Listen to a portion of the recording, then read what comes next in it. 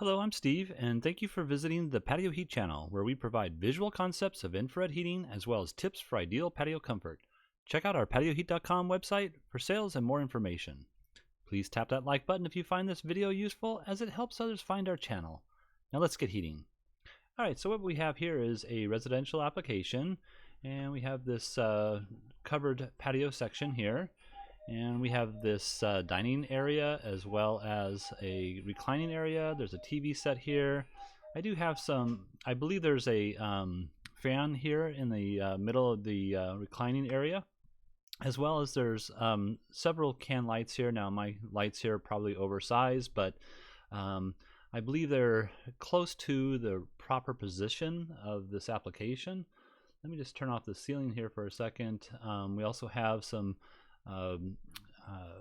structure that goes this direction, so we should be able to fit the heaters within that space. However, with the fan here as well as this door that comes out, that might be an issue for recessing or flush mounting heaters in the upper area over here. So I think we're gonna have to end up doing two different types of application, and possibly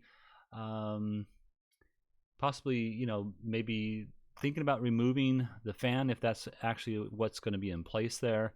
And another, just a side note, I don't have the actual location of the rafters. So these rafters are placed 24 inches on center of each other, but I don't have the actual starting point, and whether there's actually a opening here in the center like this area here, or does it really start like I have it here. So I just left that open there. Let's go ahead and close that rather.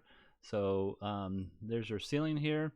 And so what I've going to recommend for this application is two different styles of mounting.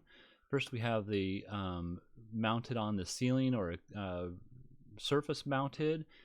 These are 6,000 watt units. Now you may or may not choose a 6,000 watt unit, but if you do choose a 6,000 watt unit, you definitely want to have it on a control system, because maybe I should have mentioned this before, is that this is a very cold climate. I think the temperatures range in the nature of the mid 20s to the upper 80s, maybe even 90 degrees throughout the entire year. So one thing to keep in mind is that the heaters are designed to extend the outdoor entertainment, but they don't make it so that it's nice and warm every single moment of every single year. So that's just something to think about. These heaters here, as I mentioned before, are the 6,000 watt units, and they would probably be too hot if you're probably sitting underneath them in a 70-degree weather, and probably not hot enough if you're sitting there in a 25 to 30-degree weather. So just bear that in mind. This just extends the outdoor comfort for different people at different stages. So in any case, there's the two. I have one here and I have one here. Now I've centered them within the span of the lights up here, and so that it would kind of follow that uniform look. If we moved them a little bit over to the left, like if it was that we centered it right above the seating area here, it probably wouldn't look right. It would look off center, so that's why I've centered them between the two sets of lights. And then let's see if there's anything else I wanted to say about that. We do have our 6 inches of clearance, so if we wanted to look at the clearance here, there's 6 inches of clearance in the back, 6 inches on the top, and then all around the unit itself. We do need to make sure that this door here doesn't open any further. I have it recessed here so that it appears as if it might not open any further than just 90 degrees off of its pivot points. So I think that's going to be okay, but if it does reach over here, we got to make sure it's not going to be into the clearance zone of the heater. So, and here's the bottom of the clearance zone here. You can see that we are very close to that door, so that does matter where we place that heater. over here, we're not at that, not an issue with that I see here. We do have it pretty close to this supporting beam, so we do want to make sure that we're within that 18 inches below the heater and then 36 inches down. So there's that.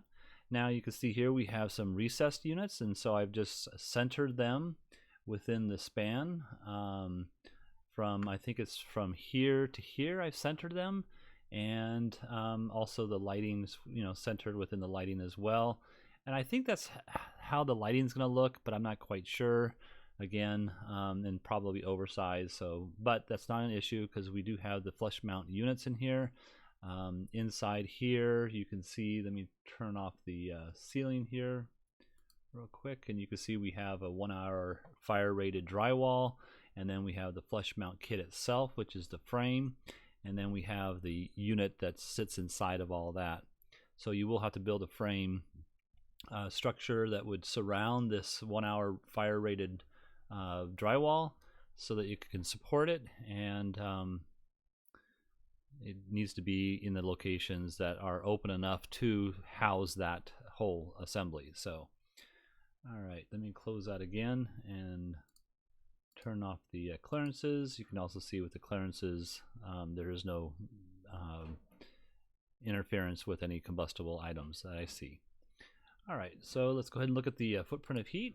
And footprint of heat with these units, and by the way, these are at 48 inches on center, which is probably a little bit warm for most applications. And again, the elevation on a 6,000 watt unit, and I didn't even mention that, sorry. Let's go right to the dimensions here. We got 36.8 to outside edge and outside edge of these supporting posts.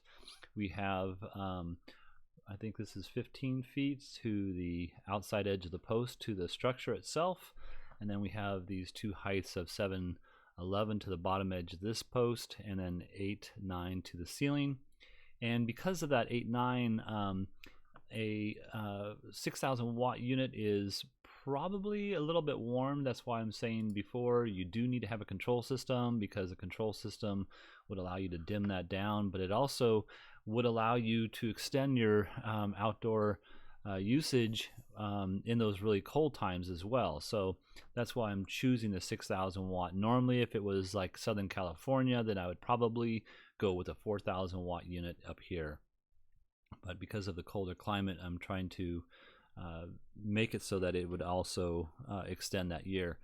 You might notice this little pad down here. This is the actual dimension of the internals from this point here all the way to the wall, all the way to the edge of the wall here, and then over here. So that would represent that footprint that we're looking to heat.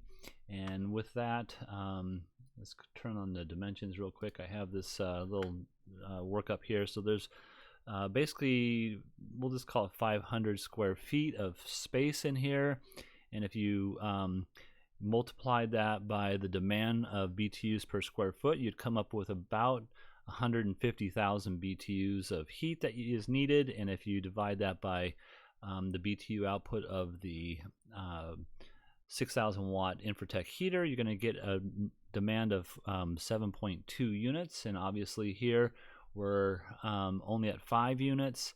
And we're not heating up the entire space as well. So you can see there's a whole edge here that's not being heated, as well as over here.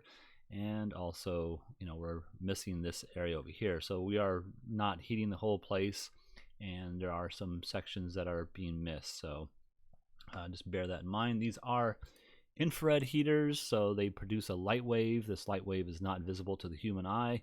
However, if you're not in that beam of light, you're not going to appreciate the warmth that it provides. So it's essentially a spot heater, and you need to be into the beam of light in order to appreciate it.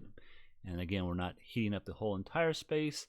If we did, we would have to add in some additional units, probably double up on this side here. The 3 units would have to turn into 6, and then we'd have to do something about possibly taking these 2 units and making it 4. In order to heat up the whole entire space. So, all right, well, I hope this has helped. If you're looking for some assistance with your outdoor heating application and you would like us to review your plans, please send your information to designs@patioheat.com. I'm Steve. And again, would you please hit that like button? It really helps us with YouTube's algorithms. We don't monetize, we don't advertise, and so for that reason alone, they don't recognize us on YouTube. Thank you very much. Have a great day.